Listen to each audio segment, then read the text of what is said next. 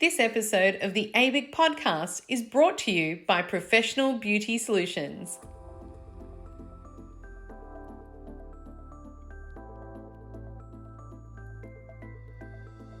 Hello and welcome to the ABIC podcast, your online support community for the aesthetic and beauty industry.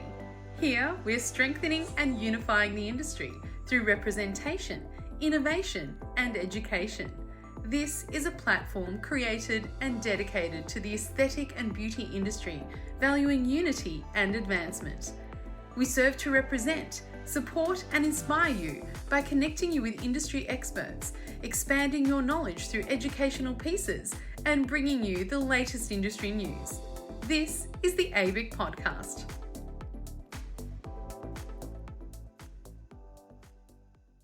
What if the future of skincare isn't skin deep, but built at the molecular level? I'm your host, Stephanie Miller, and today's guest is a true force in the global beauty industry, Annette Rubin, CEO of HydroPeptide and a visionary leader with a legacy of transforming brands through science and strategy.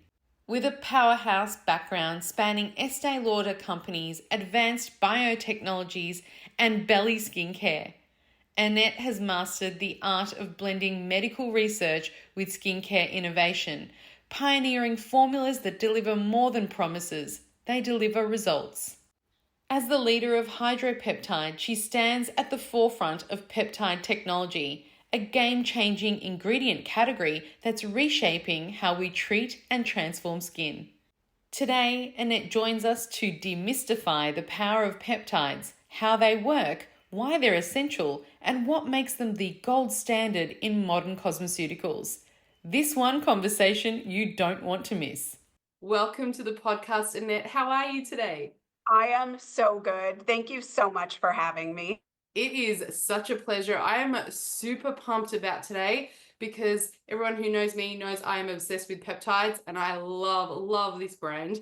And I'm so interested to hear about your story because it's so unique and wonderful. You're over there in the US, aren't you? I am in Seattle, and oddly enough, just in time for us to connect, the sun decided to come out. So I'm going to give you credit for that because this time of year we don't get any of these beautiful sunny spring days. So well, it's wonderful to hear that, and everybody knows I'm in Melbourne, so they'll be laughing when they hear that because Melbourne is like Seattle. 5 seasons in a day, the extra one put in there, the Melbourne season. Well, we're talking all things peptides today, but we also are talking about you and your business journey and how incredible, it has been. So please, for the listeners out there that don't know much about you or HydroPeptide, please tell us how you came to be in the industry and a little bit about your background as well. sounds good. I'm an old timer in the industry. I've been serving in the beauty industry for a little over 35 years now.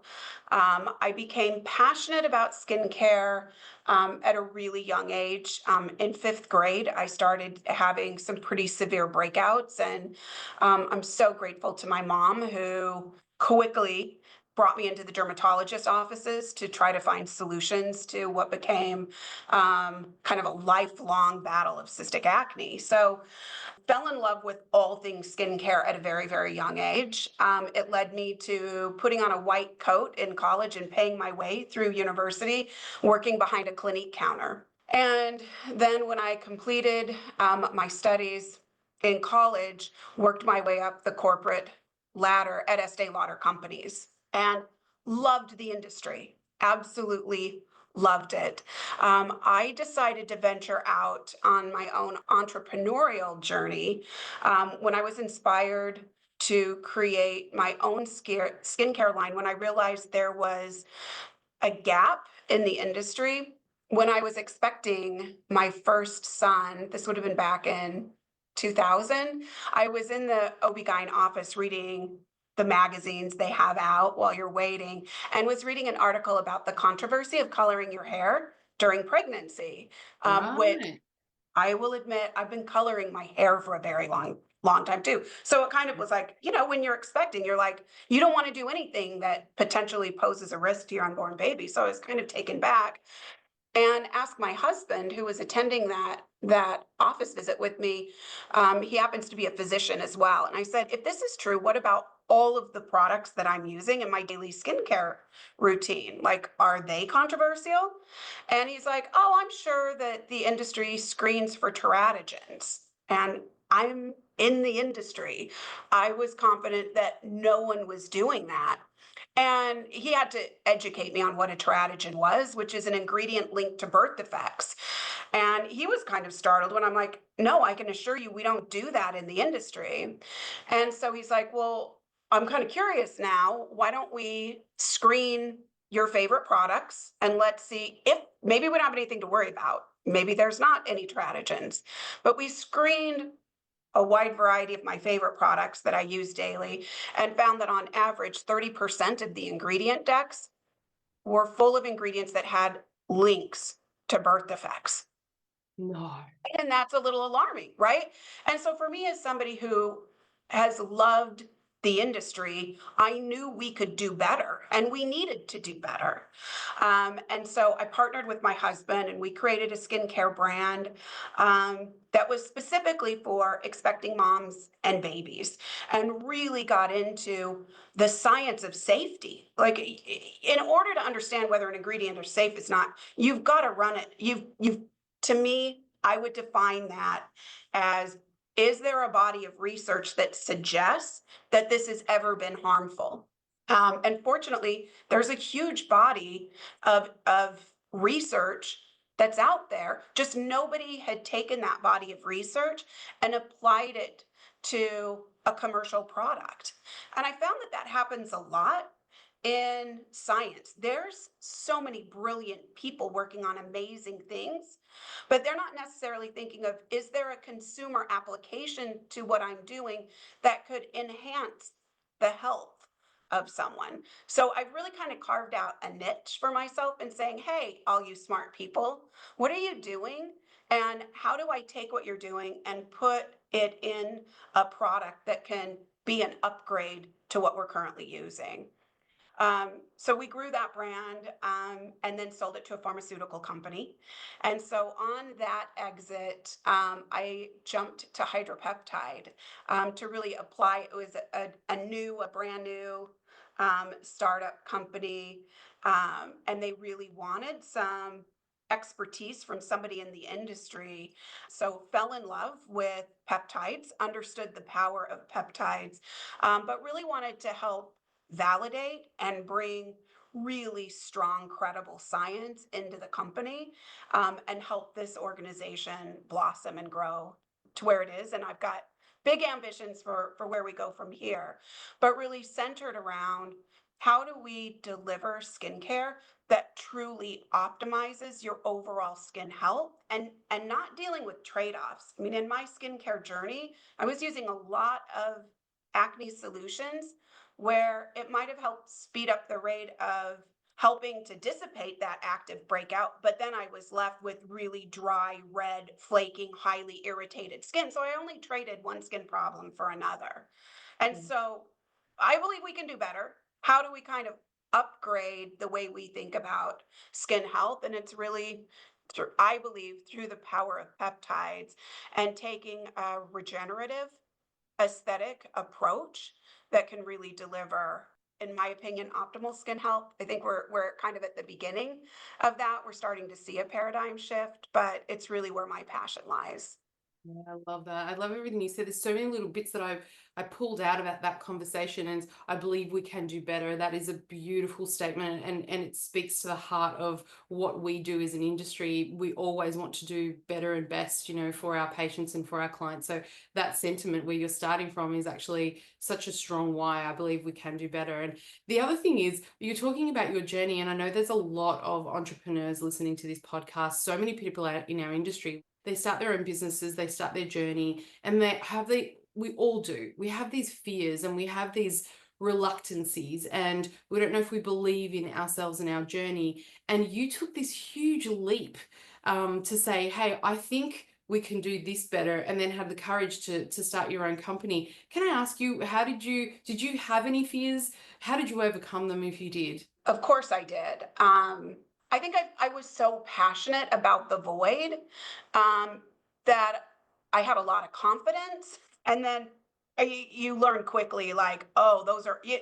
I mean, I definitely have made a lot of mistakes in my career, and they're hard lessons to learn, but you just pick yourself up and you keep going.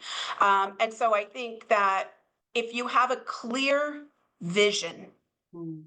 you have to know what you want to create and why you want to create it. And I think if that's a clear vision, then it's a lot easier. I think if you haven't arrived yet on a very clear objective, then you've got a little more work to do. And that's okay. It's really good work to do. And I find that coming back to that place, even in a company like HydroPeptide, I've been here for over 13 years. I have to keep coming back to what is the vision? What is the vision, the long-term vision, but what's even the vision sometimes today? Like we all have those days Right. where it's like, what do I need to do to get through the day? Right. Yes. Roller coaster ride. You're going to have highs and enjoy them. My advice would be enjoy them because there's going to be a low and you need to remember those high points to get you through those lows, but you'll pick it back up. Entrepreneurship is a roller coaster ride. So enjoy the ride, enjoy the good, learn from the hardships because it will make you better. And I think the other interesting element is I think you have to be your own best cheerleader. And I think for women in particular, sometimes that's hard for us. I often hear, and we'll talk about it now, at least like we're having conversations about the harmful impact that negative talk can have on us, Oh, but it yes. is harmful. And when you're out there sacrificing so much, I mortgaged my home to start the business. That's scary, right? So You're scary. Wow. you're investing your security. You're investing everything into this dream. And that's cool, but you have to be your own best cheerleader. Um, and I encourage people to do that. You really do. You've got this. You can do it. And you have to keep reminding yourself. So sometimes I think it's good to keep a list of your accomplishments. I love that. Somebody else, another guest said that. This is the second time I've heard it. I think it's the universe telling me to keep a list and all of our listeners to do so as well of your accomplishments, right? Of accomplishments in any role you have, I guarantee there are things you're winning at, and there might be things you're winning at and you don't even know you're winning. I'm kind of selfish because it's like, oh, I would like a gold star. Like, how am I going to, even if I have to give myself the gold star, it keeps me going. Give yourself some gold stars. That is perfectly okay. I'm going to have a vision board now and I'm going to put some sticky gold stars on there every time I do something. I Because, guarantee you burn them. well, the thing is, we all try to do, I mean, we've got so many therapists now listening and business owners that, there's so many products to choose from. There's so many things that we can do. There's so many trends coming up. Sometimes we don't know where to go. Here, there, I had clinics for, 25 years. And you're pulled in so many different directions. And when you said stay true to that vision, what is that vision? What do you want to actually achieve? How do you differentiate yourself? That is, I suppose, the most important thing you can do, because otherwise you get pulled from one side to another. And then align yourself with people that share that same vision with you, right? Absolutely. I think the other thing that I've learned is that you know your business and you know your vision better than anyone else. And sometimes when I've had a gap in my own knowledge base, I've turned to people and I've internally sold myself short, and they'll feel really confident. Oh, the company should do this, the company could do that. And because maybe I lacked some confidence, I let some things kind of go a direction that I actually knew probably shouldn't, but wasn't holding myself accountable to, no, this is the direction we're going. And either the other strategies that people can layer in, they should be additive to that. They shouldn't subtract from it. And you should go out and seek other people's input. You just need to put it through a proper filtering process in order to determine what part of that advice would be appropriate for you to integrate into your business model. And you said negative talk. Do you mean negative self-talk or negative talk that's out there? Because I mean, we all encounter other people colliding with us, and possibly in Australia we have this thing called tall poppy syndrome. I don't know if you've ever heard of this. Heard that.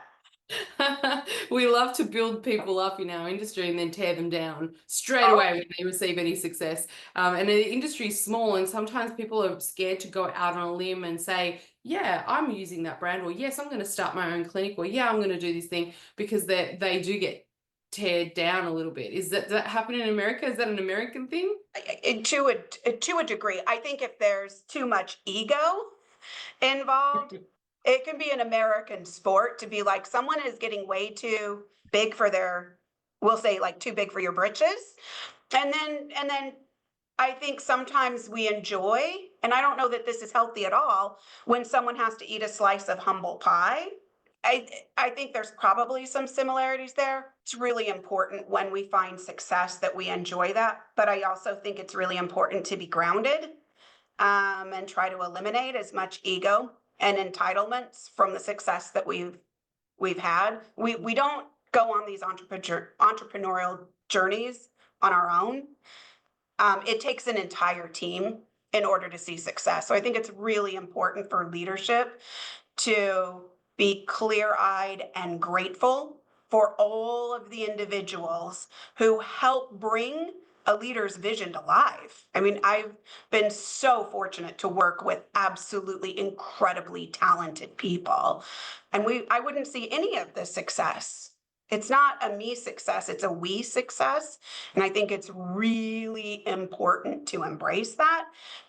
And potentially with that mindset, it may mitigate some of, do you call it a tall poppy? Tall poppy A syndrome, tall yeah. poppy syndrome, right? It's hard to be critical of somebody who is just as invested in someone else's success as they are their own. Mm. If not more, invested in others' success.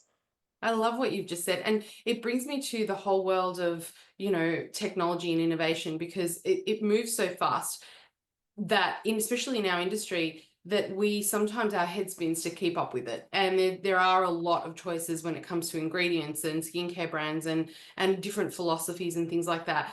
Standing your own ground with what you believe and what's your vision, and picking something that is in line with that is really courageous. And I do think that when we started talking about peptides, I remember at the very beginning, people were actually scared of peptides. What's a peptide? Oh my gosh, it sounds really, oh no, we don't want to do that. Let's go into the world of peptides. What are peptides? How do they work? Give us a little bit of a background. I mean, we all sort of know, but if you can share some cool science with us, that would be wonderful.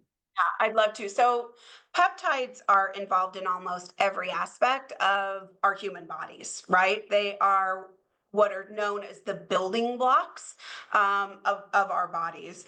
And what peptides do, they're signaling molecules. And so when a protein starts to break down, it's those peptide fragments that are then signaling for repair. It's really important. It's peptides that are doing that. Peptides are those cell communicators that are saying, hey, you need to do this, cell, and you potentially need you need the peptide to signal we need to do it better than what we have been doing it. So we really kind of focus on that technology too. But when those peptide fragments are signaling for the need for repair, it's going to help prompt the synthesis of structural proteins like collagen and elastin. And the cool thing about that, there's different categories of peptides that you can tap into. And because they are signal specific, there is such a broad array of peptides that are out there, and there's more and more being discovered. all the time. We are really at the infancy of peptide development and peptide understanding. But even with the array of peptides that we have available to us today, they can treat a very wide array of skincare concerns.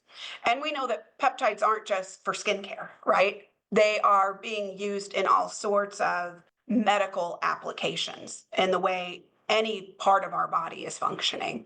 And they can signal for the right expression of your DNA. And I think that's the other part that's really interesting about the power that lies within peptides.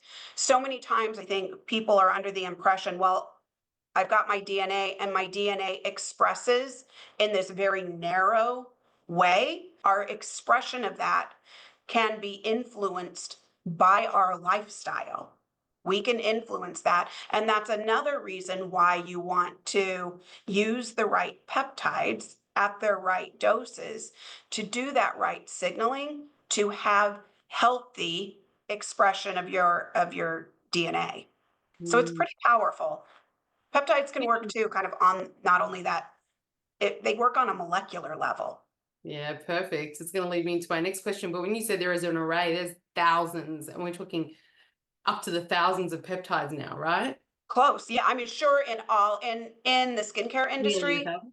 yeah, hundreds, and then you can do these different combinations, which probably bring you close to that number, but in total application of all of the medical Medical, yeah. variety, you're in the thousands. In the thousands, and that's incredible. It started from humble beginnings. There weren't that many available, and they're being developed all the time. And I think another question that we always get is, oh, it's developed in the lab, so it's synthetic. Well, I'm here to tell you, lots of cool things are developed in a lab, right? In a very safe way, in a very cool way, and to mimic what's actually happening in our body. Can you tell us a little bit about how they're made? I would need our chemist to really get in and Put you. into that. He's so smart and he is dedicated.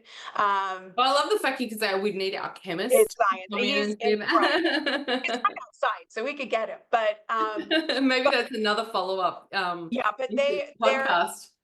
he would love that. Different peptides are going to need a whole different application in how they're created. It's not a one size fits all on, oh, I just take this particular peptide that I found in the body. I know it signals that, and this is how I replicate it. There is a lot of science that goes into that, and then a lot of science that goes into how do you stabilize it, and then how do you make sure that you are measuring its signaling ability. So there is a lot of science that goes in, and it's not identical science for each peptide. It's a lot of research and development work for every unique peptide. So I think I'm going to take you up on that offer to get your chemist to come on a separate podcast, because we all love nerding out, that's for sure. Love Um, there's a lot of this discussion. You talked about cellular function. It works on a cellular level, but we're talking about improving that skin function inside those cells. It's not just what we see on the outside that's going on. What does it mean in practical terms, though? Why is it crucial for the result to be healthy, youthful skin? I'll kind of begin with just kind of a way to think about peptides that's easy to visualize. Think of peptides as a key that is going to unlock a special door. So it is a very specific key that's going to unlock a special door in your cell.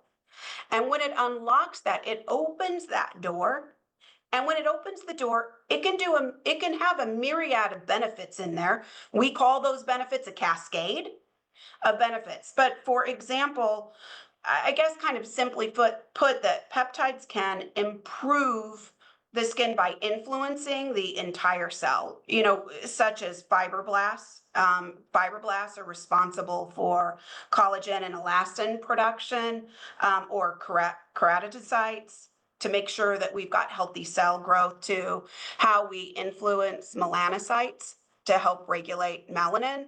You can go in and put the right key in the right lock to get the proper expression.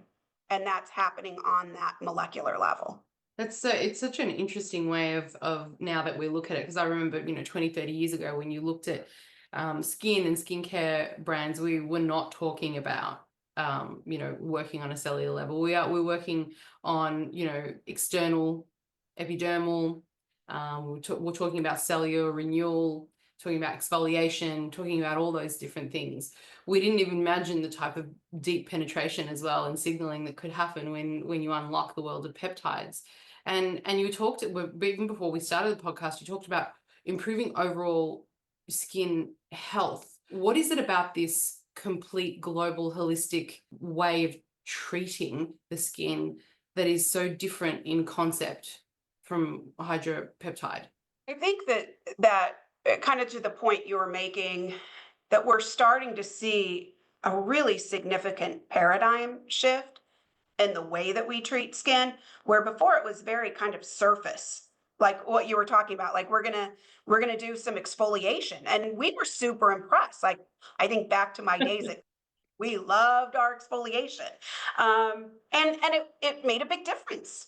Made a big difference, but we were always just kind of thinking about, like you said, that surface. I think now we are moving into this emerging field of regenerative aesthetics. That is the space I've always loved, is how do we get our skin or our bodies to do what it was naturally set up to do, but to do it in an optimal way. As somebody now in my mid 50s, I need things to like move a little quicker, right? So as things start to slow down, the power of peptides are so important, whether it's peptide injections in my creaky knees. Oh, you have those. Tell me about that too. Gosh, I think everyone listening, I just turned the big 50 as well. I think everyone listening, we've got, our clientele is an aging clientele, and most of our clients are all between 45, perimenopause, and that's a big buzzword now, menopause, perimenopause, and menopause aesthetics. Yeah.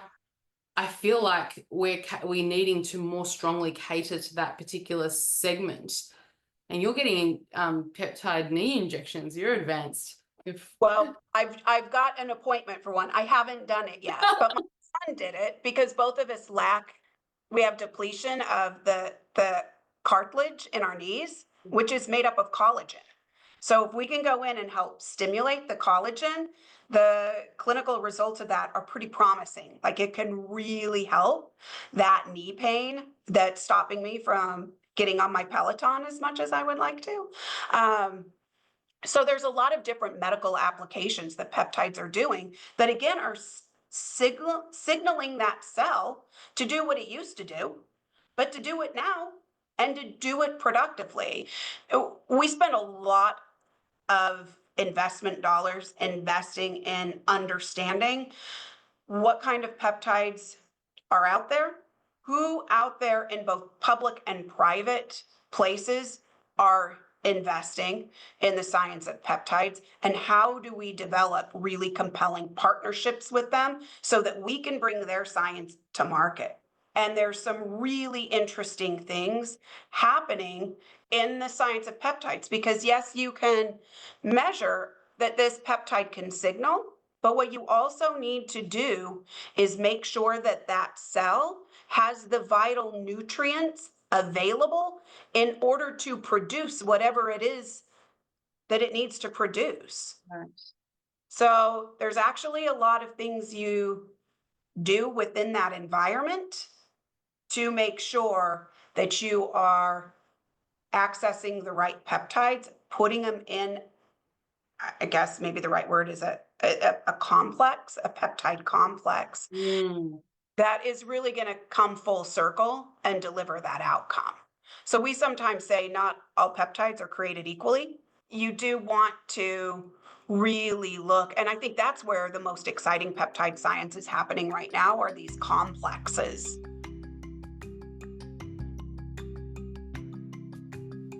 Professional Beauty Solutions is Australia's leading distributor of world-class beauty brands. From cutting-edge skincare and cosmeceuticals to devices and professional treatments. PBS equips salons, spas and clinics with everything they need to elevate results and grow their businesses. Looking for high-performance brands backed with education and support? Partner with PBS today and take your business to the next level. Visit www.probeautysolutions.com.au to learn more.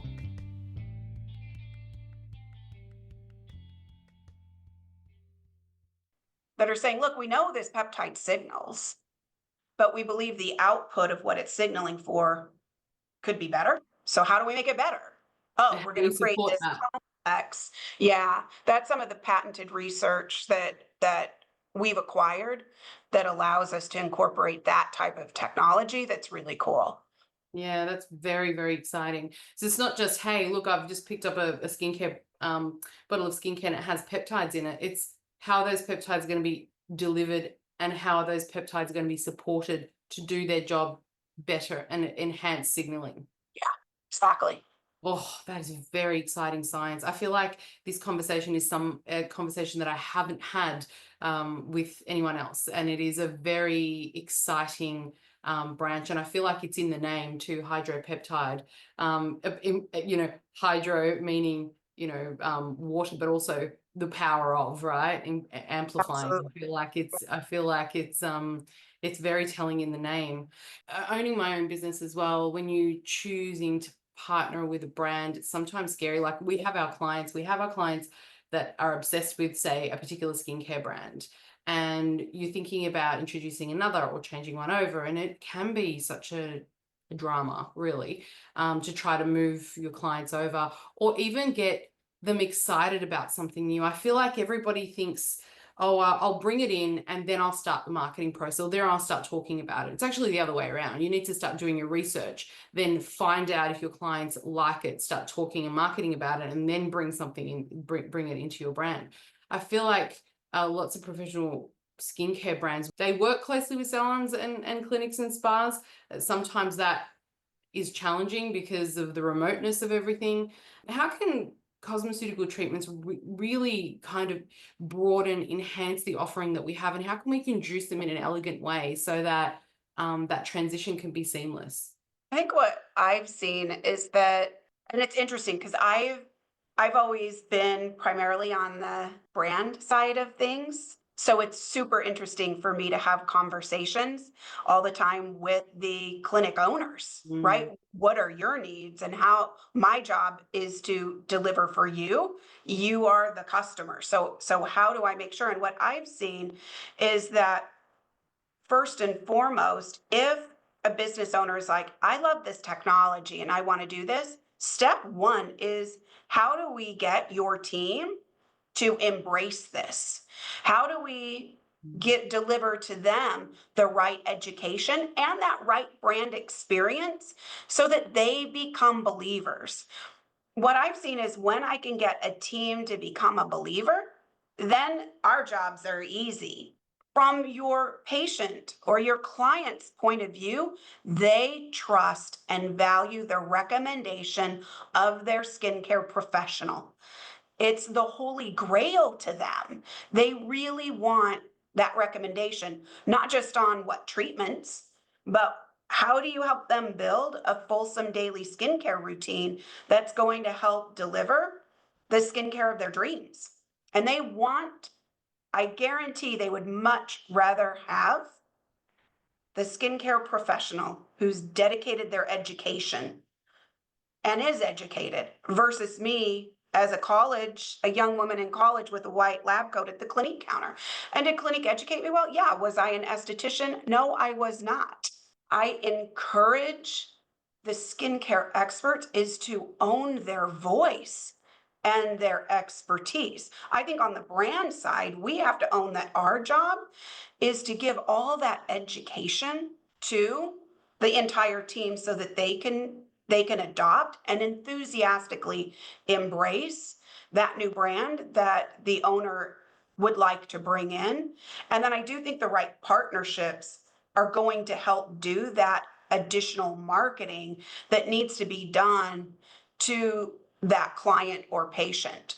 And I think great skincare companies should be that kind of partner in the professional space where they're going to help assist with eventing, with sampling, with gift with purchases, with all of that type of programming, even down to, hey, how can we even provide all of the social assets necessary? All of those types of things to say, let us. So many business owners are still so behind the chair, helping to still, they've got their own book of business that brands need to be keenly aware of that and be that support in that marketing and sales side that can be absolutely critical to the long-term financial success of a clinic.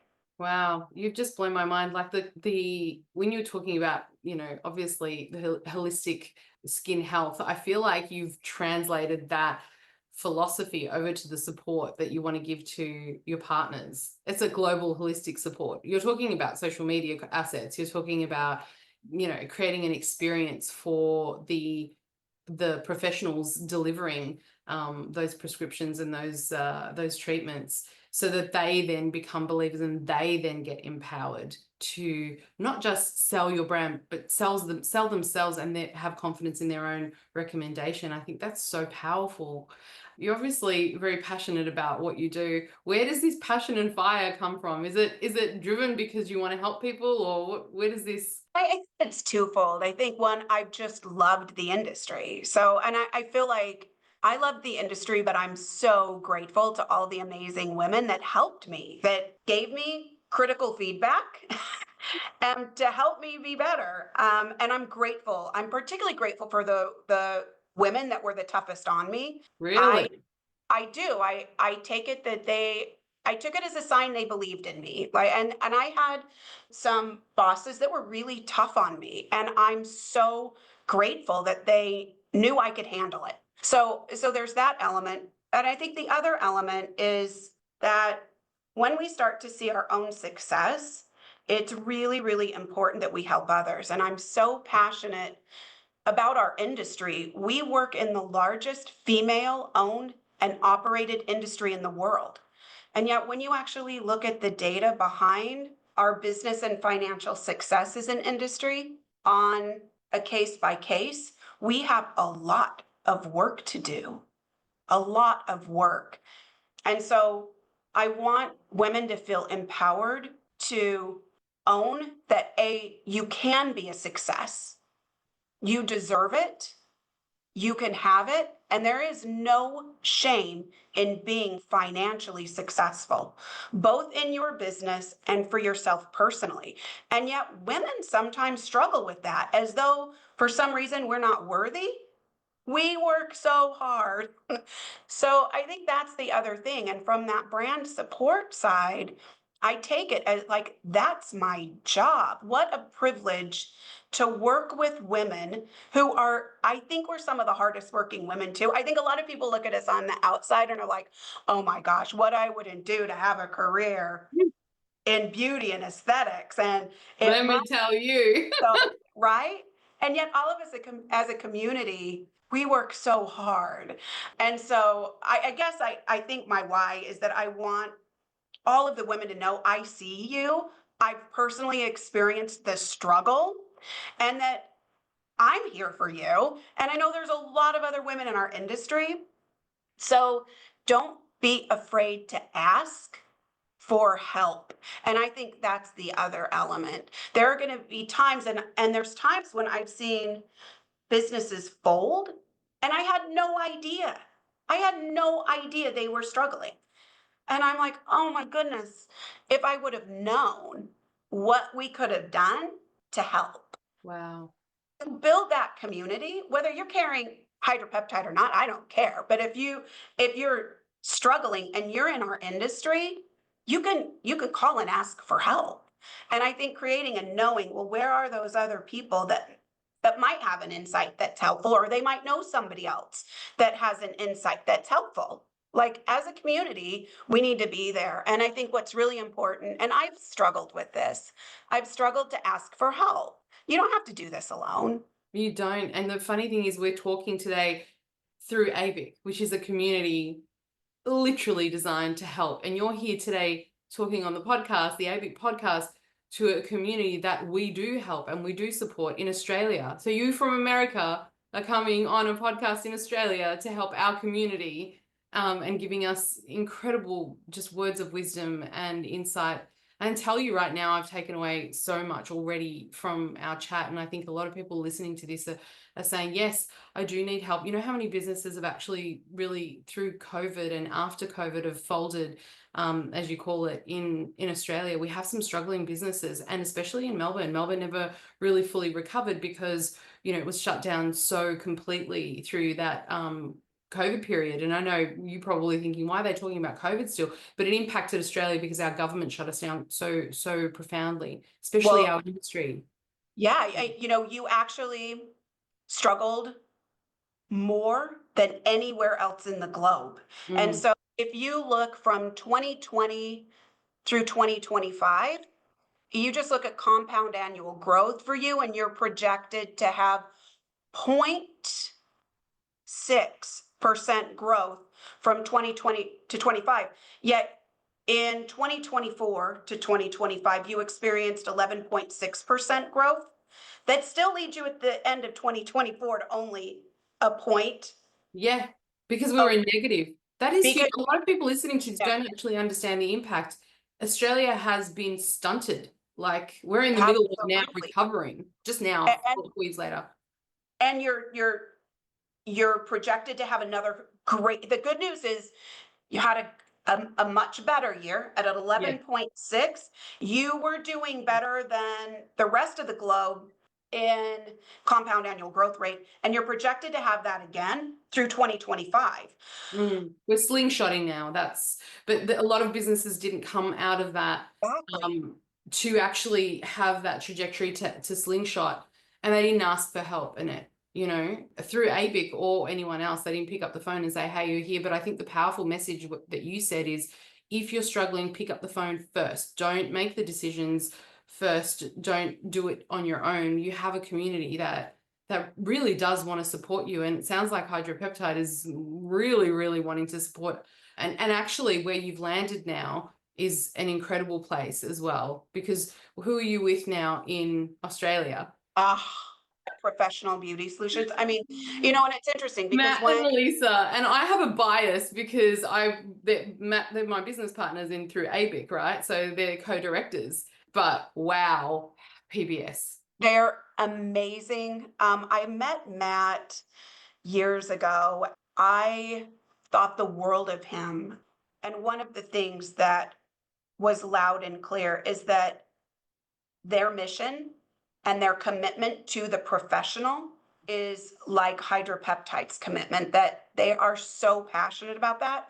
And kudos to Matt, because he wants that same success and is committed to these female owners and operators of this business. And he is a massive champion of all of us. So kudos to him. Yeah, kudos to him and Lisa. They're both incredible leaders, incredible humans, have just this depth of support and help. And of course, some of the founders of ABIC. So, you know, we all got together and founded ABIC together, and that unwavering support from Professional Beauty Solutions for the aesthetic beauty and aesthetic community in Australia is like second to none. You know, we have 3 directors, and he's one of them. And it's such a powerful message that he's been steadfast this whole time in helping our community. You were talking about how we as Australia are differing in the trajectory of growth. Tell us the difference. What do you see in terms of the difference between the US and Australia, skincare market in general? And also, you've had struggles? I mean, through ABIC, we're currently now fighting government battle with regards to laser and IPL licensing. And in New South Wales in particular, there's some new laws that they want to bring out. You know, I heard that you've had some troubles with some devices, microdermabrasion and things like that. What's happening over in the US? So I think, to go back to your first question, kind of what are the kind of general observations about what's different and what's the same is interesting. I feel like in Australia, there's this incredible commitment driven from a perspective of protecting the planet. I think that Australians have been way ahead of the rest of the world in saying we need to do more to protect our planet. And so that has shaped so many things within the Australian ecosystem. When we look at our industry, I think that there's obviously been a push for sustainability in Australia. And with that has come kind of this, we want the natural and organic type products. And in the US, sure, there are some places that's not the prevailing driver of skincare. The prevailing driver of skincare in the US is more clinical, super high tech. I think Americans to a fault will say, yeah, you could just burn my face off. If you think if it's going to take a couple years off my appearance, then just burn it all off. Just do And it. propensity to be hyper aggressive in our skincare treatments that really I don't see in other markets anywhere in the world. But America's pulling back from that now, and you're actually seeing a big pullback from that shift.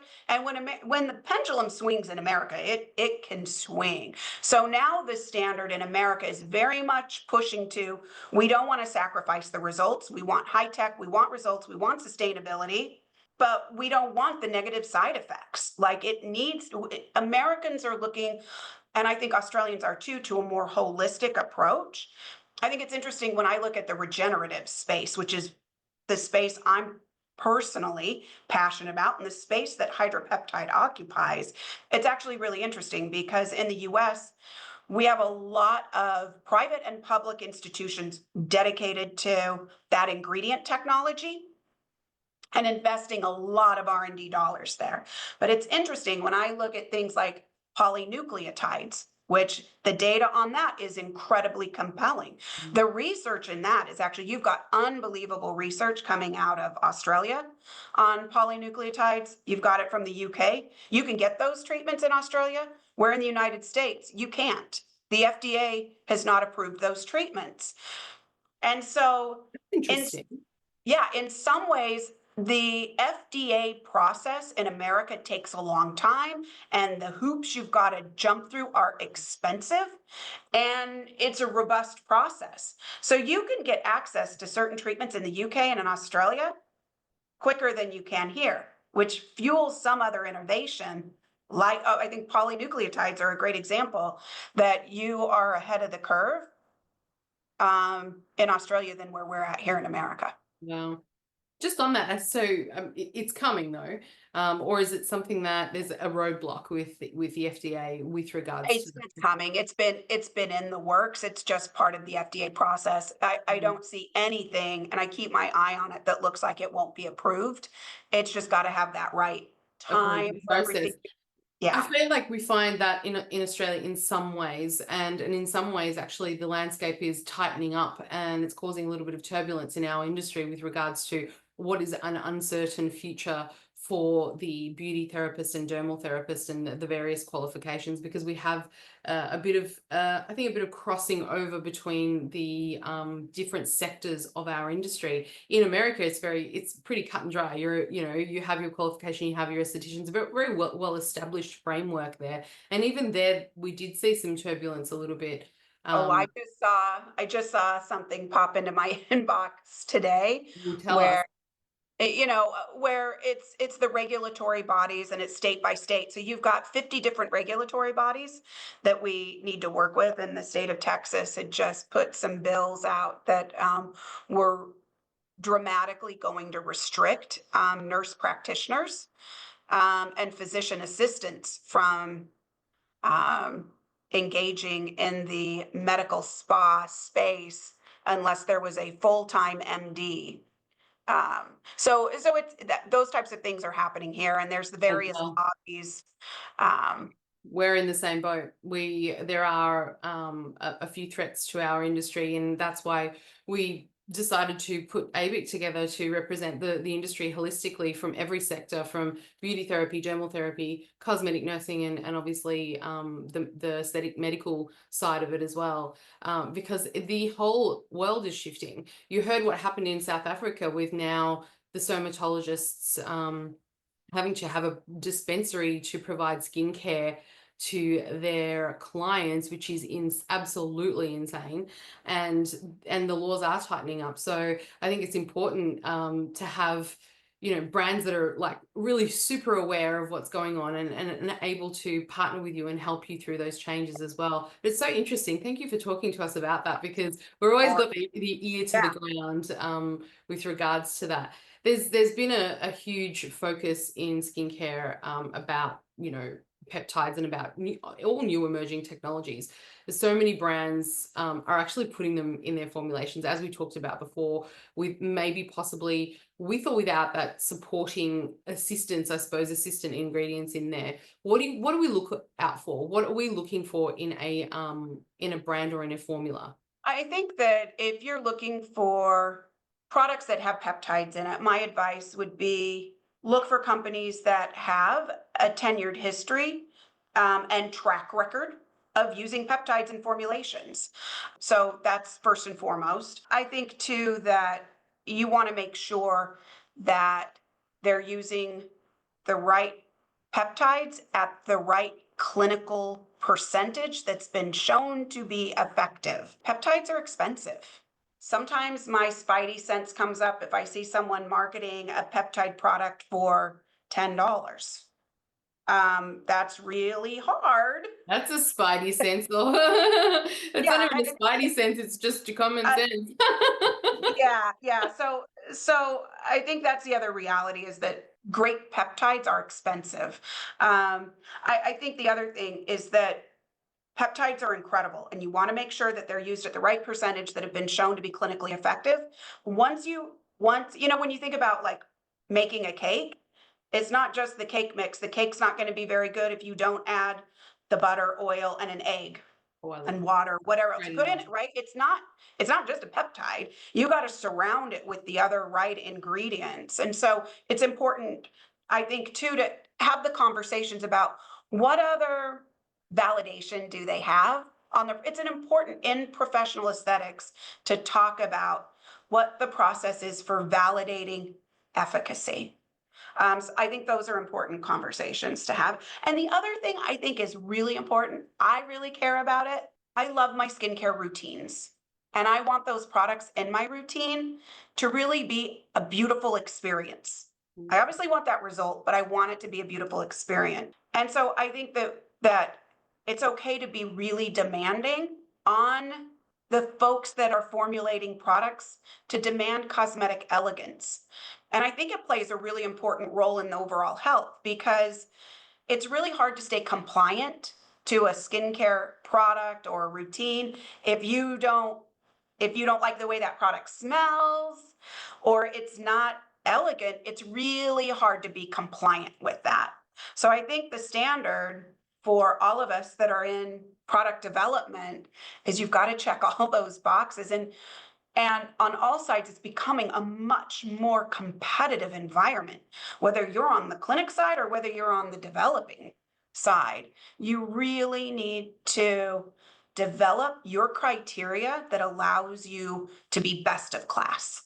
And so for us, we want to check all the boxes that this is just as cosmetically elegant and beautiful to use as if you were in a gorgeous Parisian five-star spa. Wow. I love that. That is such a, you know, I was thinking about the words you use, cosmetically elegant. That is such an incredibly beautiful way of saying it. You know, you need to have that beautiful experience. What do you hate the most? Putting skincare products on that don't absorb properly and then trying to put makeup over the top of them, Right. or, you know, or at night going to bed and your face is pilling. It's just, you wake up in the morning and the pillow is just full of, like, you know, pilling skincare products. I think that people underestimate, and I appreciate so much what you said, because our clients just won't use them. And then you have a Yeah. compliance issue, and then they won't use them, or they say they'll use them, but then they'll use them every second, third day, and then they'll say, well, that doesn't work. Your skincare Yeah. doesn't work. And it's like, well, it's actually because you're not using it correctly. It's because they don't like the experience of it. Exactly. It's really hard to be compliant on something. Even, I've invested in really expensive products and I know they work. Mm. They're clinically validated. I know they work and I have deep respect for the science, but I just can't have that under my nose. It's just like, oh, I think we can do better. We can do better. We can do better. I love it. But as we wrap up the podcast, it's been such an incredible podcast. Please give us a sneak peek into the future of trends. I am seeing this. I've talked a little bit about this shift, and I personally love this shift. I think it's a really healthy shift where the industry is moving from where we used to be, really wanting to obtain aesthetic perfection. And we are shifting away from aesthetic perfection to this more holistic, how do we achieve optimal health? And I think there's really cool things, whether, I'm a mom of two boys and they're kind of into biohacking. Like, how do they develop better muscle mass, healthier muscle mass, all of these things. So they kind of try to do their healthy biohacking, but they're looking at it from this very holistic way. We're seeing a similar approach in aesthetics. How do we take a more healthy, holistic way to rejuvenate our skin? And I'm seeing that wave go all across the globe. And I think it's a really, really healthy shift. I think that the industry is demanding a lot of all of us. And I think that's the call we need to really listen to. And we need to stay really thoughtful about the client and patient experience. And we cannot lose sight of that. There is more consumer interest in professional skincare services than ever before. But that consumer is looking to us to say, am I really getting the value out of this? And that's where we have to be really accountable. Are our products delivering those results? When they came to our clinic, from the moment they called or booked a treatment, from that entire journey, have we exceeded their expectation? Because we don't want to lose this opportunity that there's more interest in what we do than ever before. But we're also asking them to pay. And as people really look at where they're going to allocate budget, we see they want to allocate more of their wallet share in our industry. But we have to make sure that we are so hyper focused on them and their experience. We need to know what the competition is doing. I spent a decade in premium beauty, right? So our competition is stiff because big premium beauty has a lot of money to spend on marketing, on engagement, but they don't build community. We also have the same way we can build community. So I think I would encourage people to actually think about innovation. You can count, look for those partners who are committed to delivering to you what you need in best of class product that's partnered with best of class education and all the other things you need to be successful. I think clinic owners also need to innovate and really think about client loyalty.